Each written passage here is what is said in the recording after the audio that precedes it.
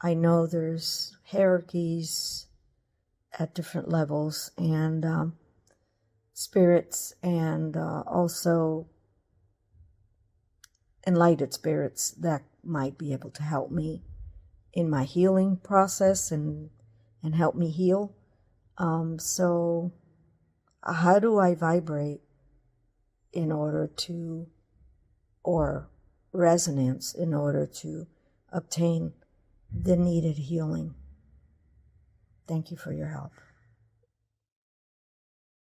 I know this may sound a little strange at first, but you need to take a vacation from your expectations about what you think you're supposed to be and who you think you're supposed to be. Take a break and go exploring. Broaden your horizons. Allow yourself to reach out into different situations that are unusual for you. See what comes up in terms of releasing your passion and imagination and inspiration in the world. Because remember that pain is resistance to your natural self. So you haven't been specific about what you've been suffering through, but I guarantee you, all pain is resistance to the true self. So unlock yourself from your insistences and expectations about who you think you need to be, where you think you should be, what you think you should be doing, and take a break and a vacation and explore things you have never explored before to broaden your horizons and see who you truly are. Good day. Good day, dear Bashar, the Association of Worlds, and to all who are listening. Arthur here. Yes, and?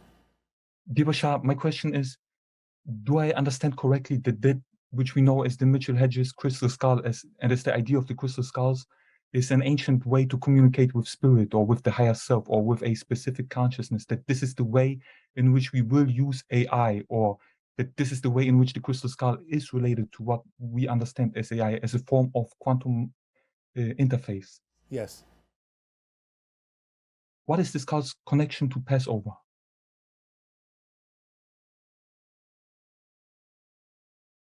Well, the skulls existed before such a time. And the idea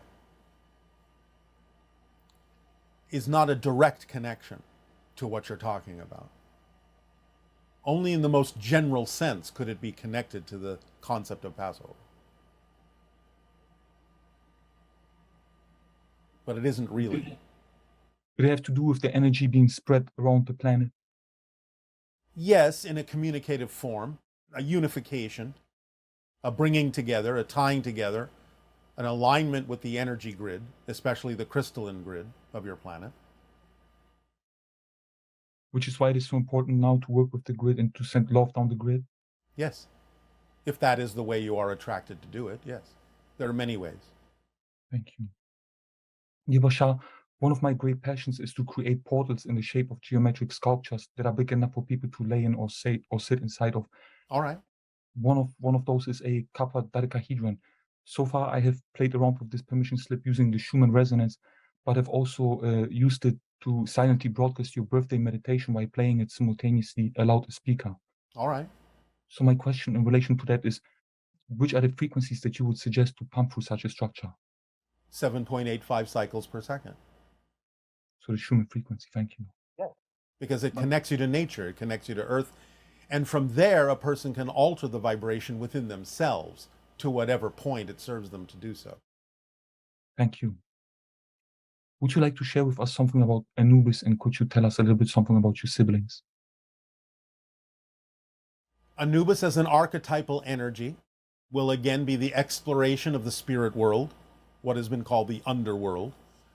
And again, it harkens back to the connection of going through a passage, of allowing yourself to understand that there is a strong passage, connection, doorway between the physical and the non-physical. It's the awakening to yourself as a spirit, that you've always been a spirit, and that you can allow that spirit energy to pass through into the earth through that passage and awaken to the understanding of your true essence, your true nature, which is what Anubis, in a sense, is reflecting by being the god of the underworld, the god of the spirits. What else did you wish to know? Would you like to share with us something about your siblings?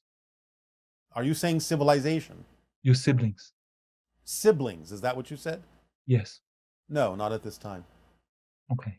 Is there anything that Cyber would like to share with us? Not at this time. At what height is your ship located over Bell Rock at this time? 1,280 miles. Thank you. What is my connection to the Mantis beings? You're part of the hybridization agenda and therefore have encountered them. What is my connection to Arcturus? It's an energy gate that allows you to remember more of who you are and express more of who you are as a spiritual being in physical reality. I'm very grateful for our interaction together, for the Confederation. My unconditional love to you all for being this anchor upline in time. Thank you. Our unconditional love to you as well. Aveo. Aveo.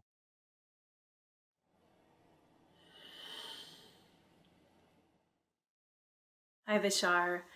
My question is around my greatest passion and love for nature, and I'm dedicating my life in every way to contribute however much I can to serve the greatest well-being as well as the harmony between humans and the natural world. And so my question is, in the understanding that we do not shift a reality by trying to fix the current one we're on, it's by aligning with the one that we choose. And so am I reinforcing a reality I do not want, such as a logging project for a forest near my home, even if it's in a positive way, promoting awareness and such? Am I reinforcing that reality? Should I be just letting it go and just only focusing on my greatest joy and connection and ignoring that side of it? Or is it okay that I'm actually contributing or participating in this way? I would love some help on how to focus my energy to be of the greatest service within the dichotomy that I feel of my love for nature, but also knowing and seeing what's playing out. Thank you so much. It's not about ignoring things. It's about acting. It's about participating. It's about showing other paths, other ways, other things that can be done. If you are bold enough, if you are active enough, if you are inspired enough, imaginative enough, and remember that communication is one of the forms of abundance, you can communicate to those participating in the logging experience in a way that could perhaps inspire them to find alternatives. Again, that would be the way you would act if you were already in the world you wish to live in, and people from another world came and did things that were vibrationally not compatible with that version of Earth. So it's not about ignoring it, it's about addressing it. It's about standing up and giving them opportunities and options, not that they have to take them. But it is your actions in doing so, without an insistence that they must listen to you, that is actually more representative of the world you say you prefer to live in. That's what makes the difference. And whether they continue with what they're doing or not, it is your willingness to actually be a living example and provide imaginative alternatives to what they're doing that will make the difference in what you ultimately experience in your version of Earth. Hello, Bashar. How are you? Perfect. And you? Wonderful. All right. I was hoping we could talk a little bit about the galactic history of our species today. A little bit. Okay, well, to be honest, it all seems a little Dr. Frankenstein-y to me. How so? I was reading a book by David Lauer where he talks about the human brain being given to us by the reptilians. Is this true? No. Good. Okay.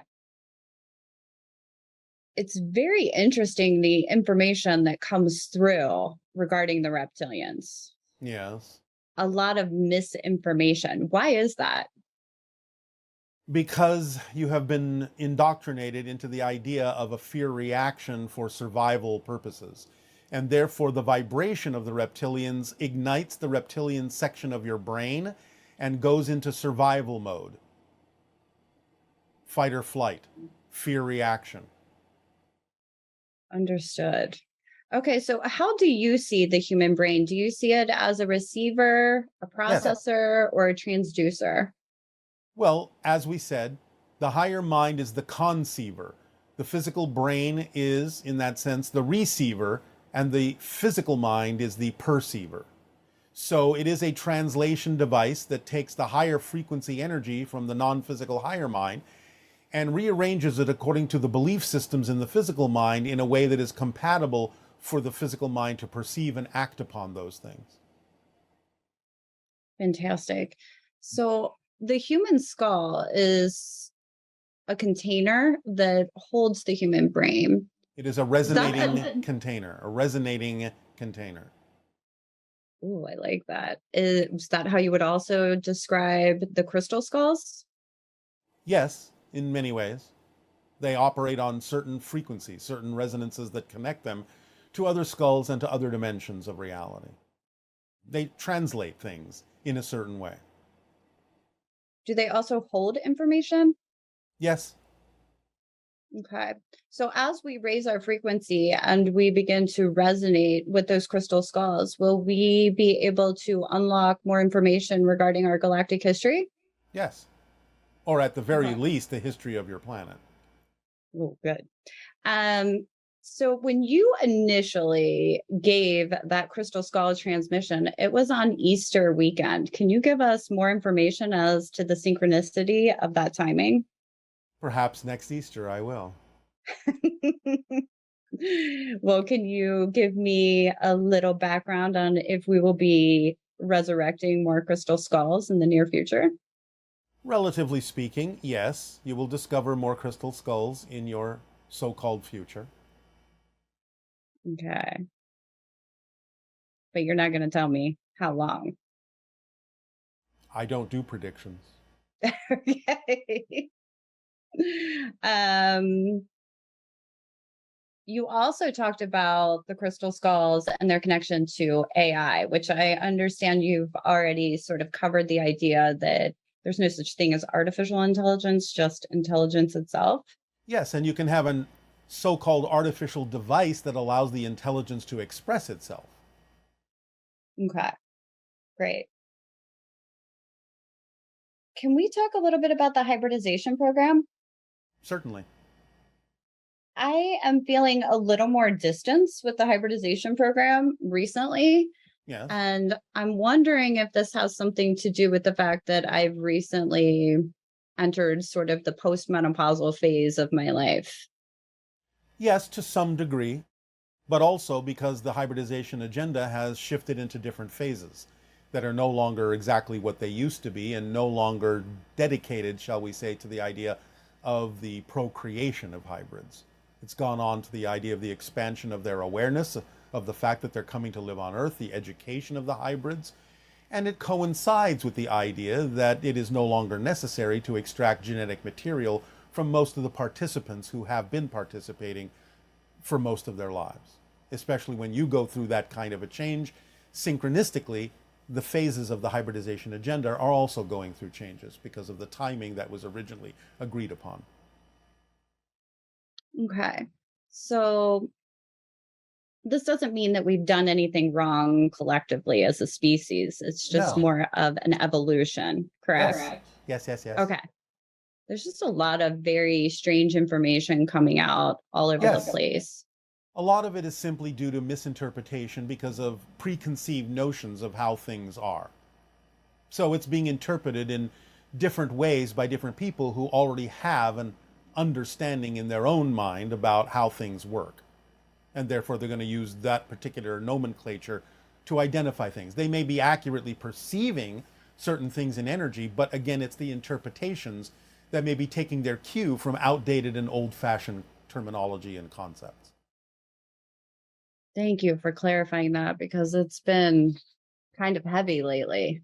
Yes, this is why we have said recently that it's so important to really change your definitions of things and come into a more modern understanding of how things actually work, rather than going off the old-fashioned definitions from the experiences of how they seem to work and really understanding the underlying mechanism that causes the experience instead of going off of just the experience itself as if that were the explanation for how it actually works.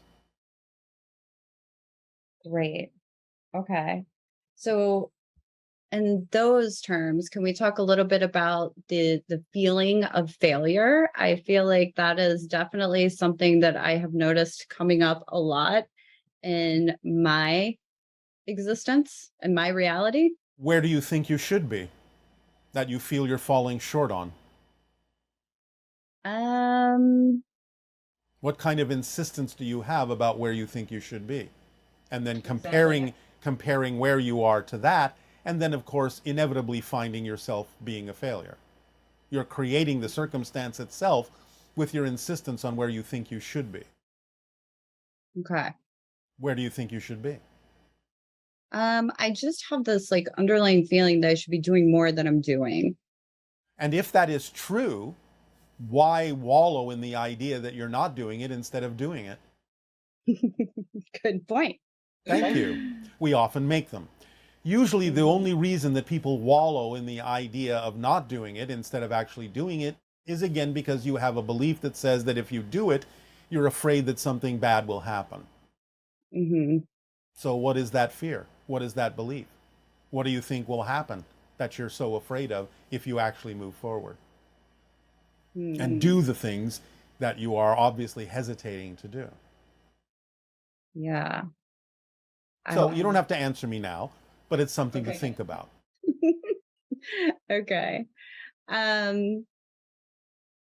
Great. That's a lot to think about. Yes, it is. Thank you so much, Bashar. It is our passion and our pleasure and our unconditional love. Aveo.